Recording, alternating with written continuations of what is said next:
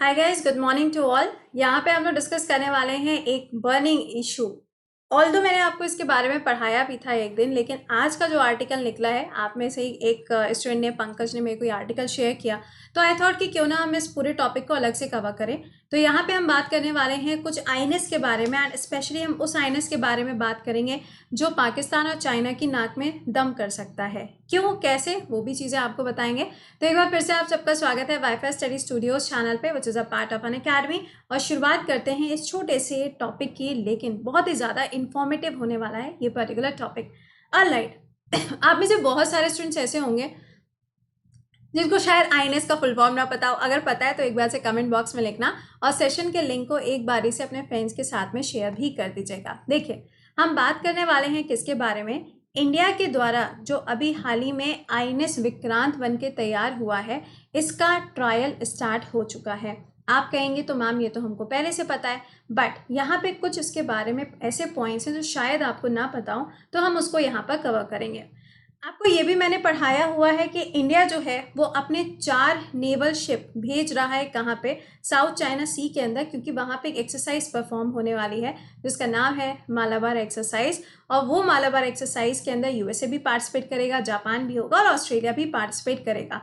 But यहाँ पे हम बात करेंगे स्पेशली विक्रांत के बारे में। विक्रांत इतना खास क्यों है, और यहाँ पे क्यों ऐसा लिखा हुआ है कि this is India's first indigenous aircraft, इसका मतलब क्या है। तो चलिए यहीं से इसकी शुरुआत करते हैं और सबसे पहला पॉइंट समझते हैं इसके बारे में। देखिए, आईएनएस विक्रांत जो है, ऐसा नहीं है कि हमारे यहाँ पे सबसे पहला ये ऐसा आईएनएस है जिसका नाम विक्रांत रखा गया।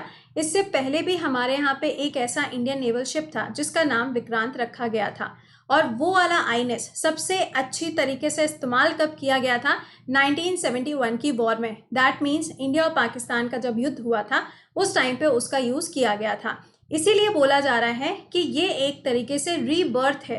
रीबर्थ का मतलब है कि जब वो वाला आईएनएस इतना ज़्यादा पावरफुल उस टाइम पे था, तो अब तो हमने इसको क्या किया है, दोबारा से एक नया आईएनएस बना के खड़ा किया है। बस नाम वही पुराना रख दिया है। क्यों? क्योंकि उसकी जो शक्तियां थी वो तो आपको इसके अंदर मिलेंगी, लेकिन इसके साथ में कुछ एक्स्ट्रा चीज़ें भी इसके अंदर आपको मिलेंगी, उनके बारे में भी बताएंगे। लेकिन सबसे बड़ी बात तो इसके अंदर ये है कि इसको इंडिया ने खुद से डेवलप किया है, यानी कि मेक इन इंडिया प्रोजेक्ट के अंदर इंडिया का खुद का बनाया हुआ सबसे पहला जो आईएनएस है, या आप कह लो सबसे पहला जो वॉरशिप है, वो कौन सा है, that is INS Vikrant.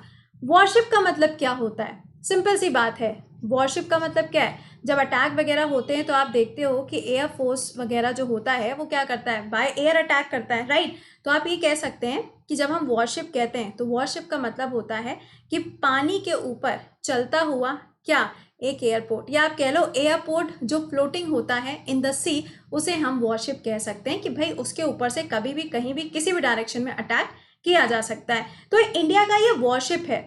Total अगर देखा जाए तो कितना अमाउंट यहाँ पे लगा है, तो करीबन 23,000 करोड़ रुपीस का इन्वेस्टमेंट इसके अंदर हुआ है। अब आप कहेंगे कि मैम पाकिस्तान के साथ में तो पहले अटैक हुआ था ना, what is the role of China. China का रोल मैंने यहाँ पे क्यों लिखा है, चाइना का रोल मैंने इसलिए लिखा है क्योंकि अभी तो इंडिया की तरफ से 4 आईएनएस जा ही रहे हैं साउथ चाइना सी में। अगर इंडिया को जरूरत पड़ेगी तो इंडिया अपने इस पर्टिकुलर विक्रांत नाम के आईएनएस को भी वहां पर ले जा सकता है।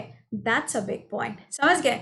अच्छा, अब आइए जरा इसके बारे में, कुछ इसके स्पेशल कैरेक्टर्स के बारे में बात कर लेते हैं। सबसे पहली चीज़ तो ये है कि ये वाला जो आईएनएस है ये बन के तैयार कब हुआ, ये 4 अगस्त को उतारा गया पानी में, और अभी इसका ट्रायल चल रहा है। इसको डेवलप किसने किया है, तो कोची शिपयार्ड के द्वारा इसको डेवलप किया गया है।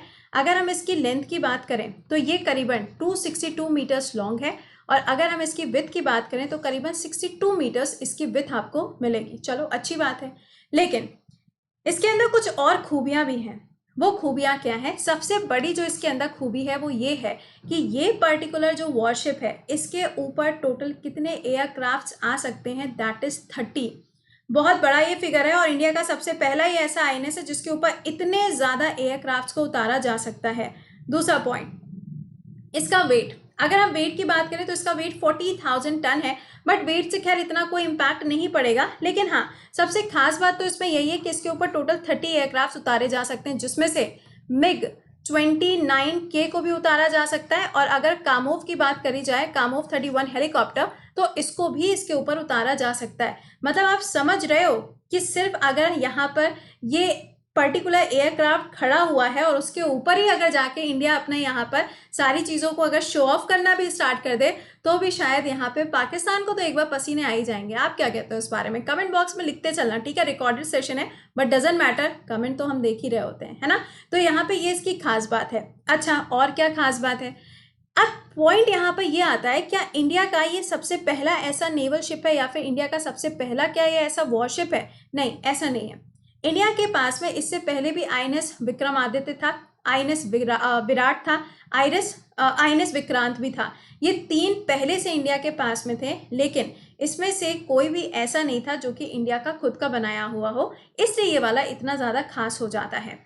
आईएनएस विराट और आईएनएस विक्रांत की अगर हम बात करें तो ये यूके के बनाए हुए हैं, जिसमें से अगर हम आईएनएस विराट की बात करें तो ये वाला भी डीकमीशन हो चुका है और यहाँ पे जो दूसरा वाला है उसको भी डीकमीशन करने की बात चल रही है। तो ये तो खैर डीकमीशन हो ही रहे हैं, लेकिन ये जो पर्टिकुलर आईएनएस है, ये आईएनएस टोटल कितने साल लग गए इसको बनने में? 22 सालों का इसको समय लगा और अब जाके ये तैयार होके इसको टेस्ट किया जा रहा है। और अगर ये परफेक्टली टेस्ट हो जाता है तो बस यहाँ पे बैंड बजने वाली है दोनों कंट्रीज़ की।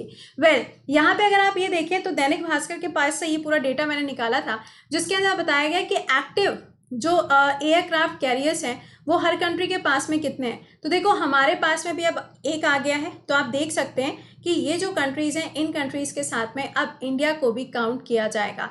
यूएसए, आप जानते ही हैं USA is always on the top, ये आपको हमेशा ही टॉप पे मिलेगा क्योंकि डिफेंस के सेक्टर के अंदर ये काफ़ी ज़्यादा इन्वेस्टमेंट करता है। वैसे अब चाइना भी काफ़ी ज़्यादा इन्वेस्टमेंट करता है as per the SIPRI report, लेकिन फिलहाल इंडिया भी अब पीछे नहीं है और इंडिया ने काफ़ी सारे इन्वेस्टमेंट के साथ में अपना ये बना के तैयार कर लिया है। अच्छा, अगला पॉइंट देखिए।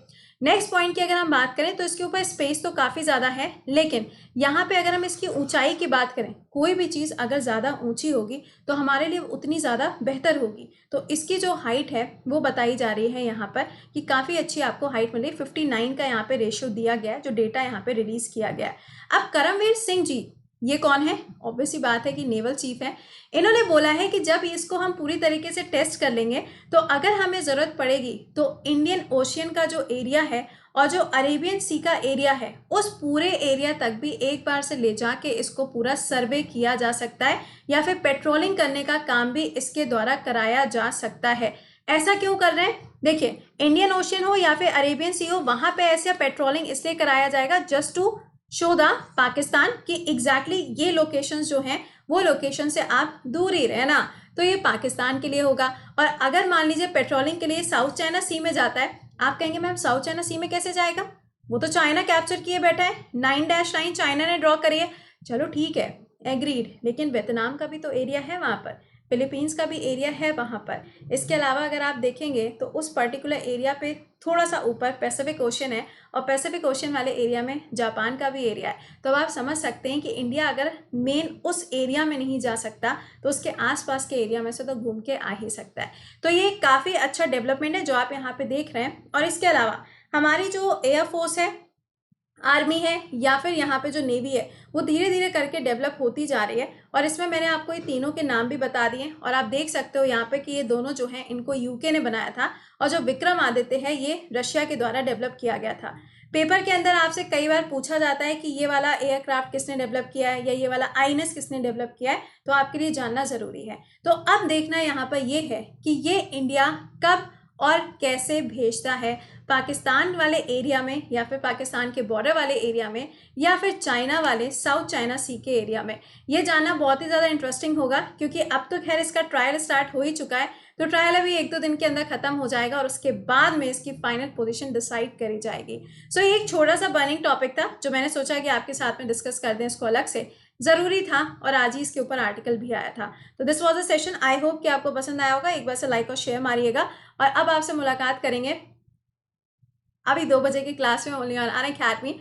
और इसके अलावा अगर आपने स्पेशल क्लासेस ज्वाइन नहीं किए हैं तो स्पेशल क्लासेस ज्वाइन करिए।